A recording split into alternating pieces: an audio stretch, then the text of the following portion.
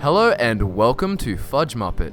My name is Michael, and before we get into the build, I'm going to super quickly go through where our videos have been this week. So Scott and I went on a little bit of a holiday and we had all the videos ready to upload on a USB, and the house advertisement listed that this house had Wi-Fi. Long story short, the Wi-Fi didn't work, we couldn't upload the videos, so what we're going to do instead is give you 3 builds super close together. There's this build, a build during the week, and as always the build on Sunday, so get excited for that. Now today's build on the channel is called the Blademaster. The Blademaster is obviously a red guard and has spent the entirety of his life fighting against the Thalmor, and to put it lightly, he despises their existence. His face has met the ethereal blades of his foes, but he refuses to bow to any elven overlord. He honed his art of blade forging and swordsmanship fighting against the Thalmor that he hated.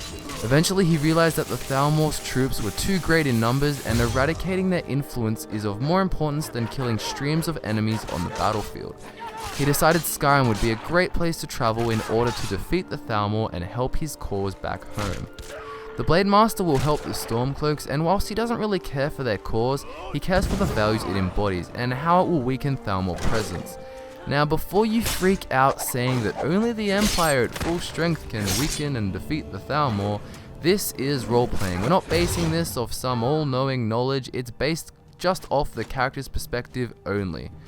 Now after the Blademaster finds out that he is Dragonborn, he decides to make use of his ability against the Thalmor. Fire Breath, Whirlwind Sprint, and Cyclone, a shout from the Dragonborn DLC, will be the main shouts. Elemental Fury should also be used, but only on the Greatsword, simply so it's not too overpowered. The gear you will need for the Blademaster isn't too hard to come across. It includes a Hammerfell garb, red guard boots, an ebony greatsword, dagger, and normal sword. The Amulet of Talos will also be used to reduce shout times.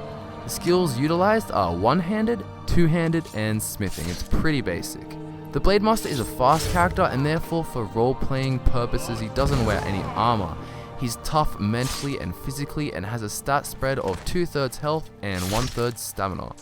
As usual on FudgeMuppet, the Lordstone shall be used for magical resistance and armor rating, and also the perks you will need can be found in the description. The playstyle is sorta quite role-playing based, but also strategically structured. When fighting lots of enemies, the greatsword can be used to hit multiple enemies at once and have a large reach to fend off enemies with side-swinging power attacks. Dual wielding the dagger in the left hand, that's very important, with the sword in the right is great for focusing damage onto one enemy and quickly dispatching them in a series of dual wield flurries. It also makes the attacks faster as the speed is based off the weapon in the left hand, of course that being the dagger. And that's all for now, and of course there'll be plenty of fun coming soon. We know a lot of you guys, or almost all of you guys out there, absolutely love the build, so from Scott and I both here at FudgeMuppet, thank you for watching, thank you for all the support, and for caring about where we've been. We didn't die, we just didn't have Wi-Fi. At FudgeMuppet we also have Instagram, Facebook, and Twitter links that are all in the description alongside the perk link, so check them out. Once again, do not forget that there will be 3 builds over the next 7 or so days. I'm Michael from FudgeMuppet, and I'll see you soon.